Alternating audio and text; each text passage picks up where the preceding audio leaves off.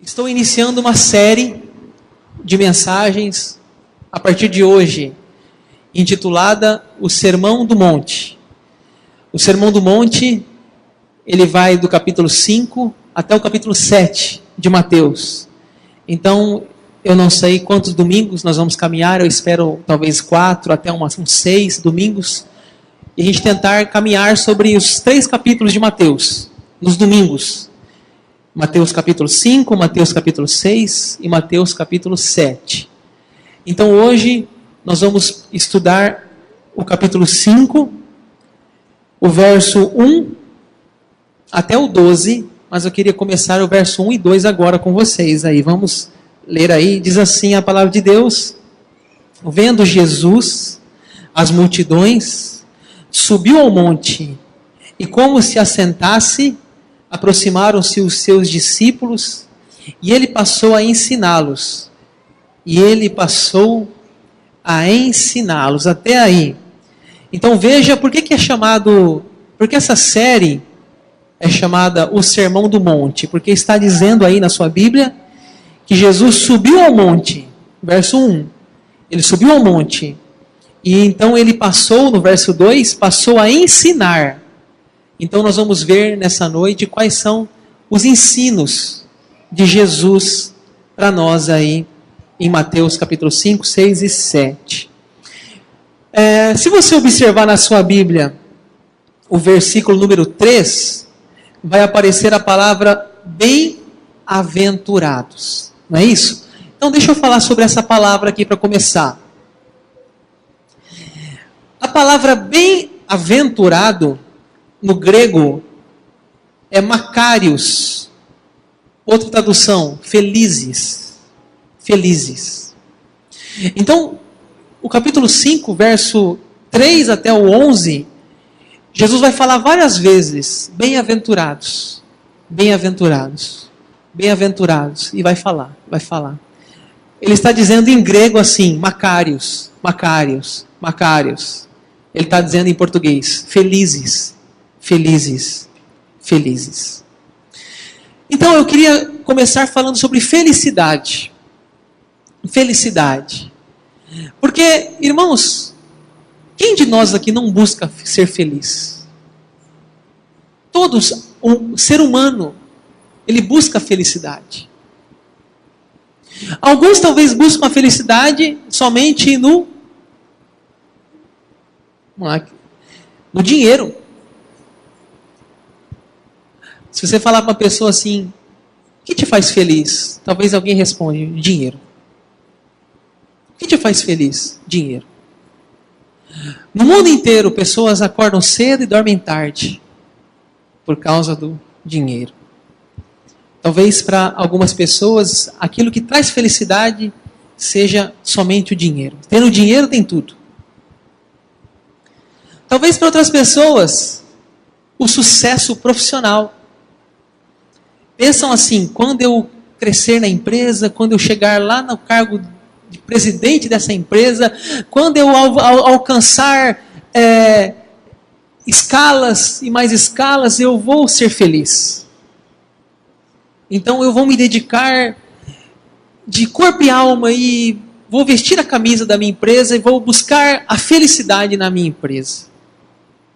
Muitos também buscam felicidade no sucesso profissional. Muitos buscam sucesso também no sexo. A indústria do sexo, revistas, sites pornográficos buscam mentes cativadas de luxúria. Vendem produtos, usam mulheres como venda, homens hoje também, como venda, comércio. Porque quantas pessoas estão buscando felicidade no sexo? Existe na Holanda uma rua chamada Bairro da Luz Vermelha. E lá na Holanda as mulheres ficam na vitrine sendo expostas, como fossem mercadorias. E as pessoas passam nas vitrines olhando cada mulher, escolhem uma, pagam, tem um momento de sexo. Porque acham que ali vão ser felizes. Ali vão saciar o vazio da sua alma. o vazio do seu coração. Muitos também buscam a felicidade nas viagens. Esperam um ano inteiro para fazer uma viagem, pagam um pacote em 12 vezes, vão para Disney, vão para não sei aonde, porque lá eu vou ser feliz. Lá eu vou encontrar a felicidade, vai ser uma viagem encantadora, vou experimentar pratos gastronômicos e eu vou ser feliz pelo menos uma semana da minha vida. Já que eu trabalho duro o ano inteiro, ralando, ouvindo bronca, mas uma semana eu vou distrair e vou ser feliz. Felicidade. Felicidade. A busca pela felicidade. Quem de nós não busca? Também podemos aí uma foto de remédios. Indústria farmacêutica. Remédios para aliviar a dor. Remédios para aplacar o estresse. Remédios para trazer alegria ao que está triste. A gente não está criticando aqui os remédios. Às vezes é importante os remédios, mas às vezes também os remédios são para tapar algum vazio, muitas vezes. Para dar alegria, aquele vazio na alma, a buscar a felicidade. E por último, as drogas, maconha, cocaína, crack, fazer a cabeça, curtir um barato, sentir uma brisa, ser feliz. Essa é a busca do ser humano, ser feliz. Fumar um narguile, um cigarro, tomar uma cachaça, sensações de prazer, de conforto, sensações de alegria. Tudo isso, irmãos, é a busca da felicidade. É a busca da felicidade. Estamos buscando a alegria. Talvez a alegria nos esportes. Buscando a alegria em alguma coisa. Todos nós buscamos a felicidade. Por isso Jesus falou sobre felicidade. Por isso Jesus falou Macários. Porque ele sabia que o ser humano busca isso. Por isso que ele disse essa palavra bem-aventurados. Ele nos estava falando sobre o assunto com a gente. A busca da alegria. Esse Sermão do Monte, ele também é chamado de contracultura. Esse sermão também é chamado de contracultura cristã. Ou seja, é um sermão de Jesus onde fala-nos que o que é ser um cristão. E muitas vezes é ser diferente. É ser muitas vezes a pirâmide de ponta cabeça, pirâmide invertida. As prioridades do reino não são muitas vezes a prioridade do mundo. Esse sermão ele é chamado também, do Mateus 5, 6, 7, de sermão da contracultura. Como que um cristão ele vive na escola? Como que um cristão vive na família, nos negócios, na política, no comércio? Jesus falou sobre isso. Tantos assuntos. Ele disse, vocês são o sal da terra, vocês são a luz do mundo. Tantas outras coisas nós vamos falar aqui nesse sermão de Mateus 5, 6 e 7 de Jesus. Mas hoje, nós vamos nos deter nas bem-aventuranças. Nós vamos caminhar agora do verso 3 até o 12. E eu convido você a ver na sua Bíblia agora a primeira bem-aventurança que Jesus disse, a primeira felicidade da vida. Ele disse assim, bem-aventurados os humildes de espírito, verso 3, porque deles é o reino dos céus. Vamos ler juntos? Bem-aventurados os humildes de espírito, porque deles é o reino dos céus. Ele está dizendo assim, Macários, os humildes de espírito. Ele está dizendo, felizes os que são humildes de espírito. Irmãos, essa é a primeira virtude que Jesus nos apresenta. É o primeiro degrau, a humildade. Vamos começar dizendo assim, o que não é ser humilde de espírito? Tem gente que acha que ser humilde de espírito está relacionado com pobreza financeira. E a maioria dos comentaristas bíblicos desse texto está dizendo que não tem a ver com dinheiro. Porque a pobreza, ela não é em si um mal nem um bem. Assim como a riqueza também em si não é um mal nem um bem. Existem pobres felizes e existem pobres tristes. Existem ricos infelizes e ricos felizes. Porque eles souberam colocar o dinheiro no lugar certo. Então não está relacionado aqui a ser pobre. Não é pobreza financeira. Está relacionado aqui a humildes de espírito. Existe pobre que se acha que é orgulhoso, que é vaidoso, que é arrogante. E existe rico que é humilde, que é simples, que trata bem as pessoas. Então, Jesus não está falando aqui de pobreza financeira. Ele está falando aqui de humildade, humildade de espírito. O que é ser humilde de espírito, irmãos? É você não se achar algo que você não é. É você saber o seu lugar. Isso é ser humilde. Olha um texto da palavra de Deus que nos fala sobre humildade. Fala assim, é o Salmo 34, 18. Perto está o Senhor dos que têm o coração quebrantado e contrito. Deus está perto. Deus não está perto do orgulhoso, do arrogante, mas do quebrantado. Cantamos a música, né? Quebrantado aí hoje. Ele está perto do que tem humildade. Tem um provérbio 16, 18 fala, a soberba procede à ruína. C.S. Lewis disse assim sobre a verdadeira humildade. Humildade não é pensar menos de nós mesmos, mas pensar menos em nós mesmos. Vou repetir. Humildade não é pensar menos em nós mesmos, mas pensar menos em nós mesmos. Não é pensar menos de nós, mas pensar menos em nós. Não está relacionado com autoestima, está relacionado com egoísmo. Olha, talvez aqui muitos admirem muitos cantores. Você já pensou como é um camarim de um artista? Camarim de um artista? Estava pesquisando sobre isso hoje. Os camarins dos artistas. E, infelizmente, para aqueles que gostam do Roberto Carlos, existiu um episódio na sua vida. Isso foi na festa do peão em Barretos, em 2009. Onde Roberto Carlos pediu 12 dúzias. Não é 12 rosas, não. É 12 dúzias de rosas vermelhas. E quando ele chegou lá no seu camarim, ele achou que o tom da rosa não estava como ele queria. Não estava tão vermelha quanto ele queria. E ele mandou então jogar fora aquelas 12 dúzias de rosa e buscar, naquele horário da madrugada, rosas vermelhas no tom que ele queria. E entre essas extravagâncias dos artistas, tem muitas outras.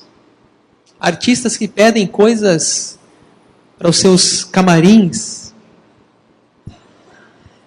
Fique imaginando falar sobre humildade. De você exigir que o seu camarim tenha isso, aquilo, tanta marca de tanta coisa. Diz que uma vez, Russell Shedd é um pastor batista. Faleceu Russell Shedd, já. Diz que uma vez Russell Shedd estava no hotel, junto com um outro pastor. Um hotel bem simples. E Russell Shedd é um homem respeitadíssimo. E esse outro pastor estava hospedado junto com ele no mesmo congresso. Os dois estavam fazendo a palestra no congresso. E um hotel bem simples. E esse outro pastor disse assim, ô pastor Russell, eu acho que o pessoal podia caprichar mais no hotel. Deixaram o senhor aqui num quarto meio abandonado, né? Não, para mim tudo bem, eu não sou ninguém. Mas o senhor merecia algo melhor.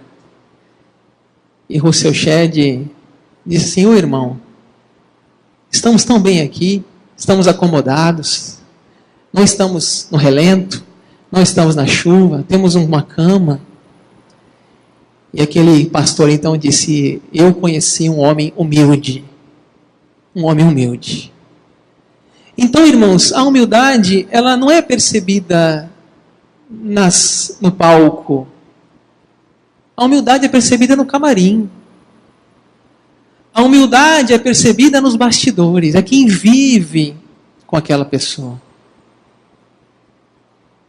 E Jesus, então, nos disse que bem-aventurado são os humildes, são os pobres de espírito. E ele disse mais, porque de tais é o reino dos céus. A segunda bem-aventurança, acompanhe na sua Bíblia aí, versículo 4. Vamos ler juntos? Bem-aventurado os que choram, porque serão consolados. Irmãos, vamos falar sobre o choro. Nós choramos de tristeza, choramos de saudade, choramos de alegria. Já viu gente chorando de alegria? A pessoa recebeu a notícia que passou num concurso. E ela fica tão feliz que ela chega a chorar de alegria. Você já viu uma pessoa chorando de raiva? De raiva. Uma vez eu sofri um acidente. Eu e a Bel tivemos um acidente. Um taxista atropelou a gente estava de moto. E naquela pancada eu voei para um lado, a Bel voou para o outro. E eu quebrei o para-brisa do taxista. E levantei procurando a Bel. A turma dizia, deita aí. Eu, que mané deita? Eu quero procurar minha esposa. Estou vivo, estou andando. E aí ela chorando no chão. E eu disse, está chorando, está tudo bem? Ela disse, estou chorando de raiva. Estou chorando de raiva. Que esse taxista louco. Já viu pessoa chorar de raiva? Eu já vi. Então, irmãos, é assim, nós choramos. É comum a gente ouvir assim, né? Homem não chora. Eu fui assistir um filme esses dias, e quem não assistiu, assista. Extraordinário. Não sei se está passando ainda no cinema. Extraordinário, muito lindo o filme. Irmão, sabe o que é ter vontade de chorar e ficar segurando? Sabe o que é ter vontade de chorar e ficar assim, vendo se alguém está vendo? Sabe que é vontade de chorar e quando acende as luzes, você não fiz nada aqui, eu não chorei? Por que a gente é assim? Por que a gente tem vergonha de chorar? Né? Tem vergonha de chorar. Parece que é fraqueza. Né? E você vê assim, parece as crianças, né? Choram por tudo. Samuel, na meia volta, chora. Meia volta chora, e a gente vai crescendo e vai perdendo. Parece o choro, vai ficando, vamos ficando duro, choramos menos. Você sabia que guardar o choro é prejudicial para a saúde emocional? Você sabia que quando a gente está, por exemplo, num velório e tem alguém chorando, aquilo lá é importante para aquela pessoa? O choro. É comum a gente ouvir assim no velório, para de chorar, menino. Para de chorar. A gente não pode falar isso, irmãos. Claro, se for um desespero, uma coisa. Se for uma gritaria, uma coisa. Agora, choro. Não podemos interromper o choro de alguém. Especialmente no velório. Porque alguém já disse que o que os olhos não choram, o corpo sente. O corpo sente. Então, Jesus mais uma vez estava certo quando disse que bem-aventurado é os que choram. Jesus disse, são felizes aquelas pessoas que têm emoção, aquelas pessoas que deixam sair pelos olhos as lágrimas. Jesus chorou, irmãos, está lá em João 11, esse é o menor versículo da Bíblia. Jesus chorou quando ele soube que Lázaro morreu. O choro é algo saudável. Saudável. Vamos ver um vídeo aí, por favor? Solta para mim um vídeo aí. João Pedro Gomes, solta para mim um vídeo aí. Imagine a necessidade do choro.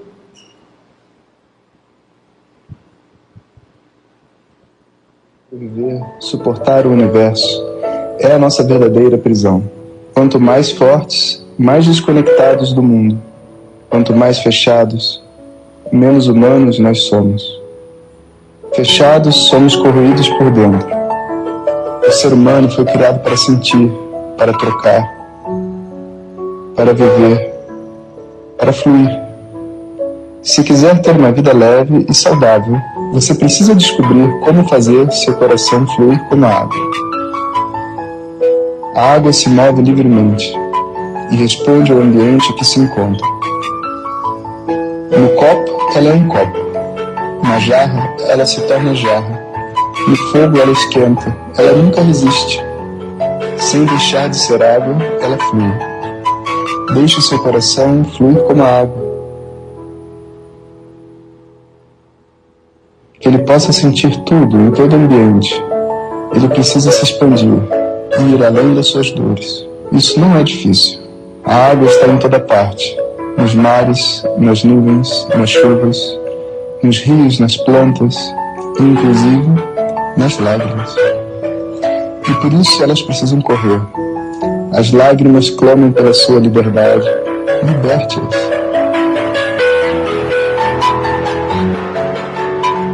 Choramos de tristeza, de saudades, de raiva, de alegria e de amor. Nunca pare de chorar. Jesus disse: bem-aventurado os que choram, são felizes os que choram, porque serão consolados.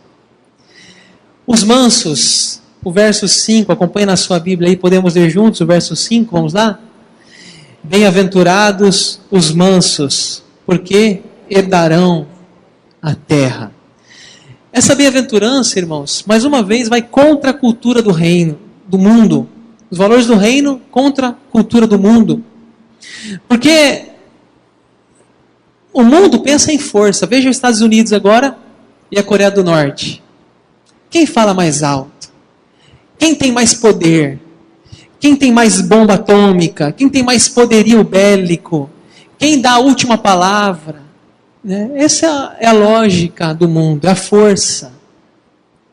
Enquanto Jesus ele diz assim: felizes são aqueles que são mansos.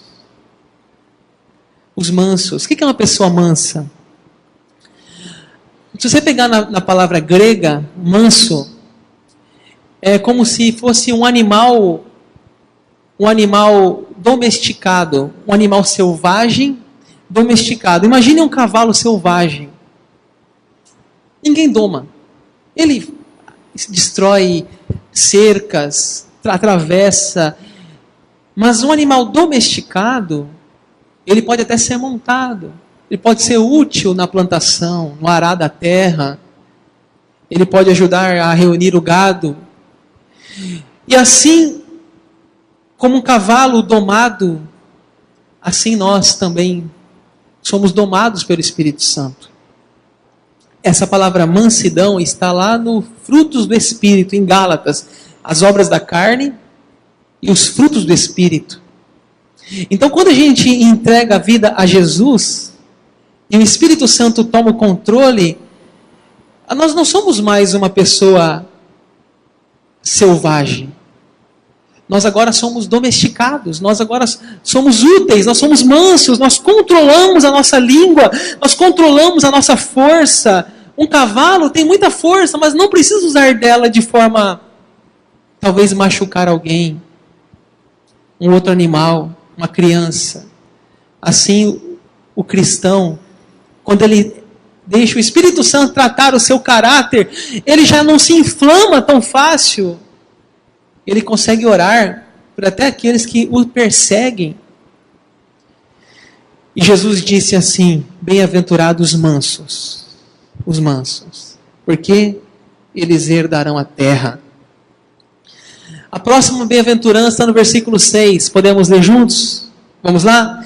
Bem-aventurado os que têm fome e sede de justiça, porque serão fartos. Quem tem fome e sede de justiça? Irmãos, nós temos fome de pão. Quem aqui não acorda com a barriga roncando com fome? Quem aqui talvez esse horário já está pensando no que vai jantar em casa? Nós temos fome. Nós temos sede, água. Mas Jesus está falando aqui da fome e sede de justiça. Ou seja, algo que está sempre nos envolvendo, nos incomodando, dizendo: eu quero que esse mundo seja um mundo justo. Eu quero ser justo nos meus negócios. Eu quero que a minha cidade seja justa. Ou seja, quem tem fome e sede de justiça luta por uma sociedade onde não haja fraude, não haja falso testemunho. Luta para que nos tribunais a justiça reine. Olha, eu tenho uma notícia aqui, uma notícia do site UOL.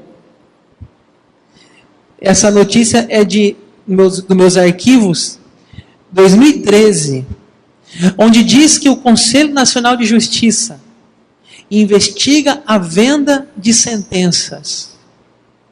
Investiga a venda de sentenças. Ou seja, lá no tribunal, as leis não são cumpridas porque tem dinheiro por trás, interesses, amizades, influência.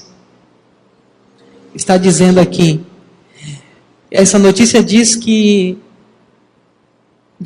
o desembargador Cleiton Camargo vendeu uma sentença por R$200 mil para beneficiar uma disputa de guarda de criança. E o dinheiro foi entregue em 4 pacotes de R$50 mil.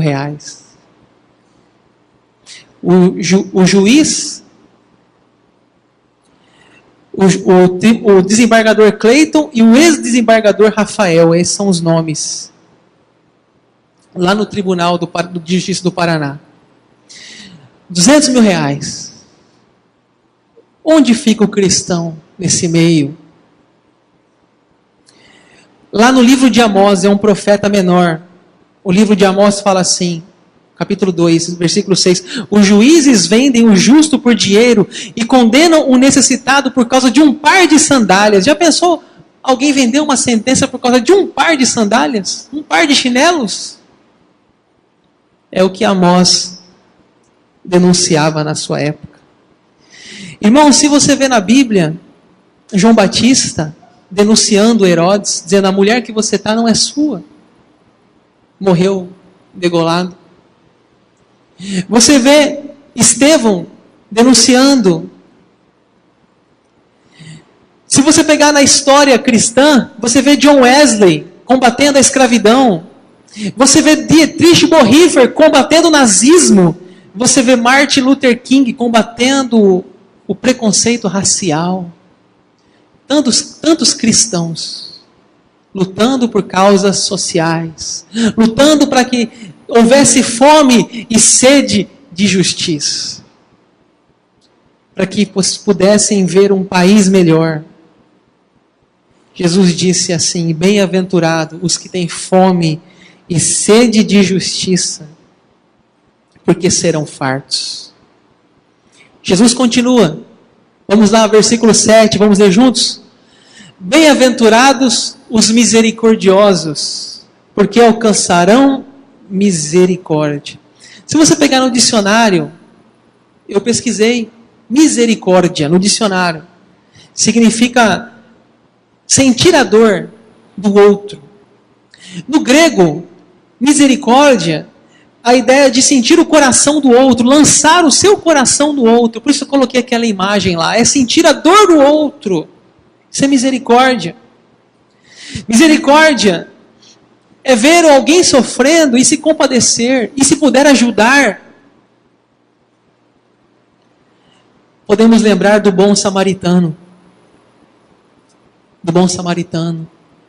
Aquele homem que passando na estrada viu uma pessoa caída, um judeu caído, ferido.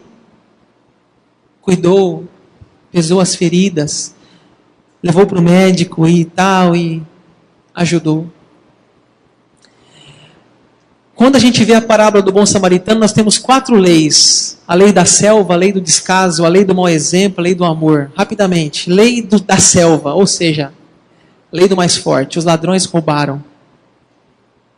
Segunda, a lei do descaso. O sacerdote, passando pelo caminho, não fez nada. Descaso. A lei do mau exemplo. Veio atrás do sacerdote um levita. Disse, o sacerdote não ajudou, é meu chefe, não vou ajudar também. Lei do mau exemplo. E por último, a lei do amor, que foi o bom samaritano, que ajudou. Irmãos, a gente não tem ideia de que quando a gente ajuda um pobre, nós temos recompensa com Deus.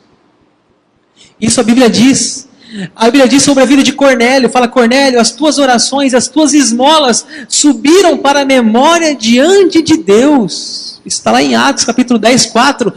Deus ouvia e via as esmolas de Cornélio. E tem tantos outros versículos na Bíblia que a gente pode falar sobre essa questão de ajudar o próximo.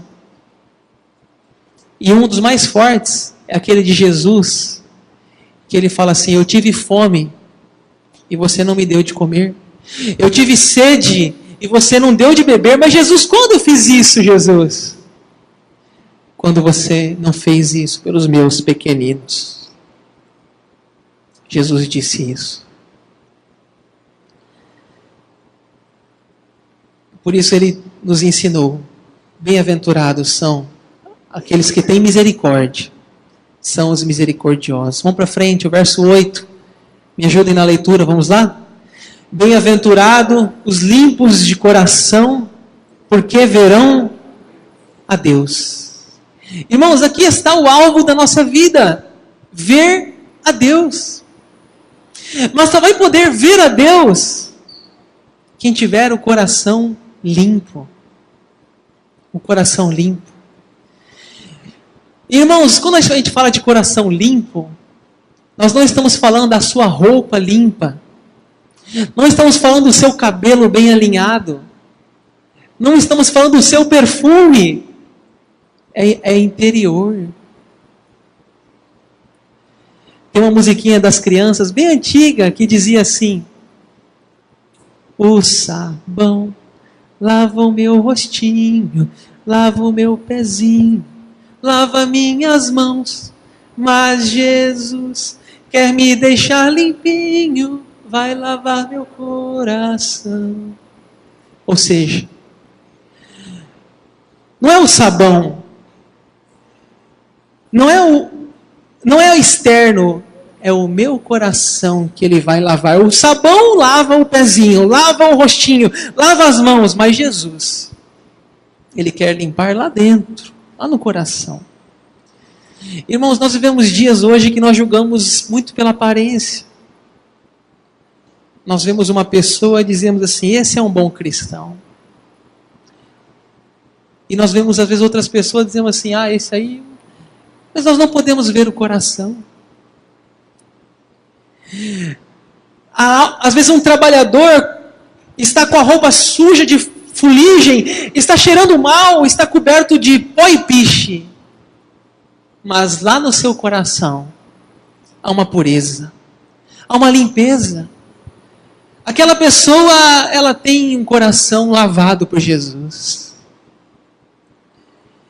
Tem um texto na Bíblia que diz assim, buscai a santificação, sem a qual ninguém verá o Senhor. Jesus chamou os fariseus de sepulcros caiados. Sabe o que é sepulcro caiado? Você vai no cemitério, o sepulcro ele é pintado de branco. Parece muito bonito por fora. Mas lá dentro, nada agradável de um túmulo. Jesus falou que eles eram assim, eles eram bonitos por fora, os fariseus, mas por dentro. Irmãos, o que nós temos que buscar é o nosso coração. É buscar que Cristo nos lave com seu sangue, nos purifique de todo pecado, como diz João, capítulo 1, 7, 1 João. Pedimos que Deus nos dê um coração limpo, puro, para que possamos ver a Deus, porque diz, irmãos, que na Nova Jerusalém não entrarão muitas pessoas, lá fala várias categorias, mas entrarão os limpos de coração. Os limpos de coração verão a Deus, disse Jesus, naqueles portões do céu, só entrarão aqueles que estiverem lavados. O seu coração tem que ser lavado. Tem que ser limpo. Vamos indo para o final, penúltimo. Vamos falar juntos o verso 9. Bem-aventurados os pacificadores, porque serão chamados filhos de Deus. Irmãos, já viu aquelas brigas na escola? Adolescente na escola? Eu vou te pegar lá na saída. Aí o outro fala assim, eu duvido. Aí os amigos dizem, xingou sua mãe. Eu não deixava. Começa a botar fogo. Vai fugir? Vai medrar? Começa. Né? Aí vai o cristão. Meio tumulto. Para. Aí os caras falam, sai daí, ô mariquinha. Deixa brigar. Não é assim? Por isso que esse sermão, irmãos, é chamado de contracultura. Nós fazemos ao contrário. Nós somos chamados para levar a paz. Somos chamados para sermos portadores e levar a reconciliação da paz. Jesus, quando lá em Isaías, é chamado de príncipe da paz. Quando Jesus nasceu, os anjos cantavam paz na terra. Jesus, antes de partir, em João 14, disse, deixo-vos a minha paz eu vos dou. Jesus disse, tende paz uns com os outros. O apóstolo Paulo diz que se depender de você, tende paz com todos. Irmãos, pacificadores. Bem-aventurados os pacificadores, porque serão chamados filhos de Deus. Não queremos guerra. Não queremos guerra com ninguém. E por último, vamos ler o verso 10 até o verso 12, vamos lá? Bem-aventurados os perseguidos por causa da justiça, porque deles é o reino dos céus. Bem-aventurados sois quando por minha causa vos injuriarem e vos perseguirem, e mentindo disserem todo mal contra vós. Regozijai-vos e exultai, porque é grande o vosso galardão nos céus, pois assim perseguiram os profetas que viveram antes de vós. Irmãos, o que ele está dizendo aqui na última bem-aventurança é que bem-aventurados, Jesus disse, os perseguidos por causa da justiça. Olha, vou dizer uma coisa para você.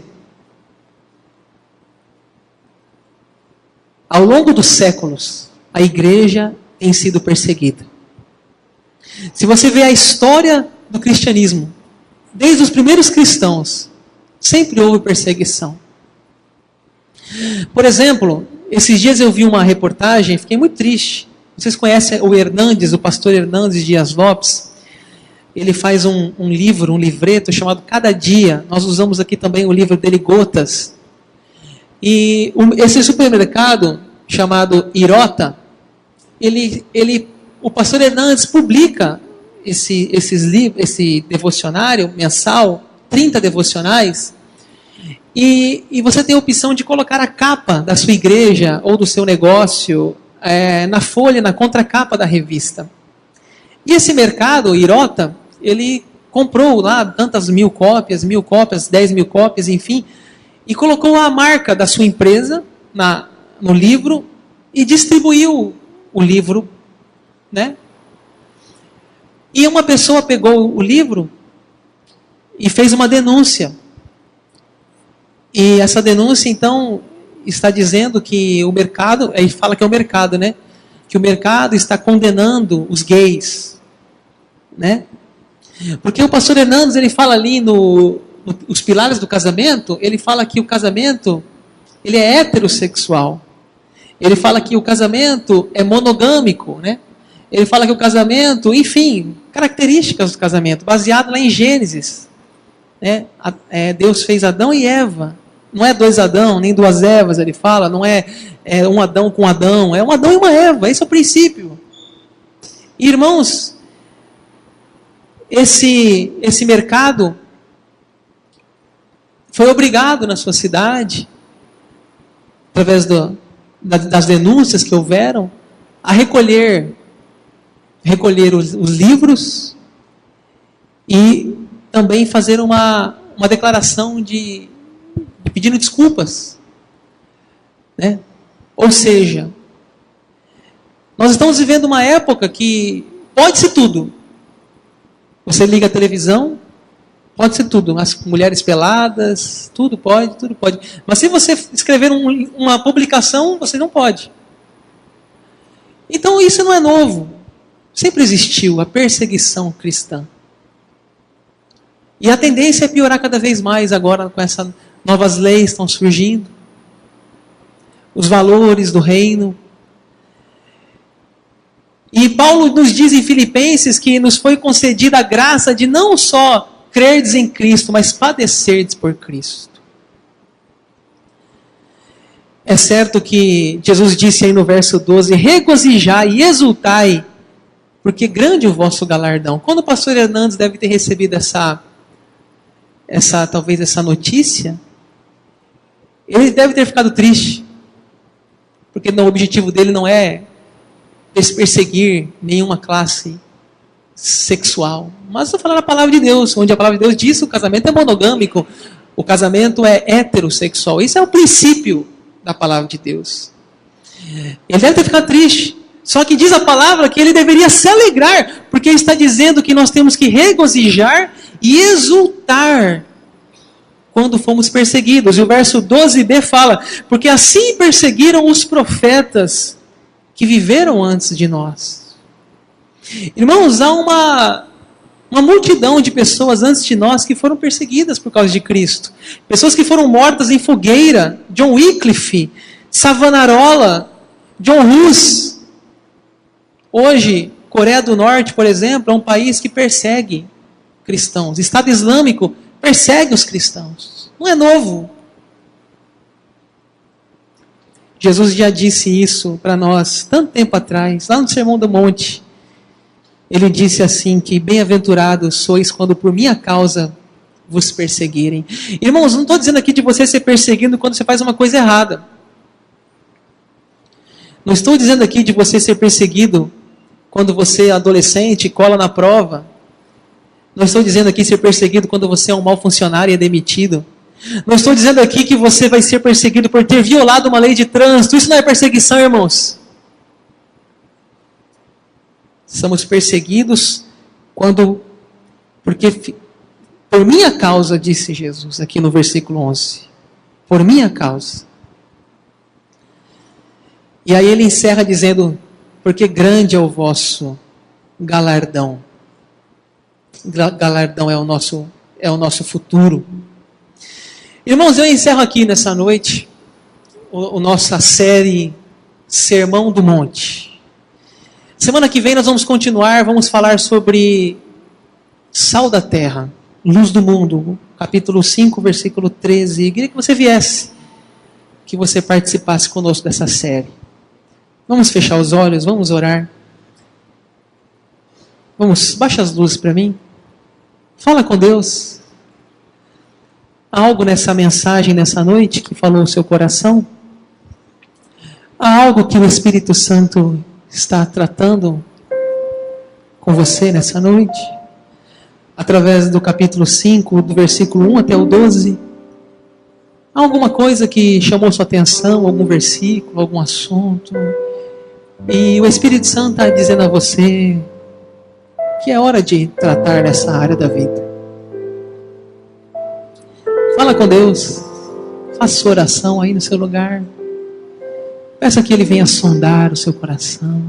O salmista diz, sonda-me, ó Deus, conhece meu coração. Prova-me os meus caminhos.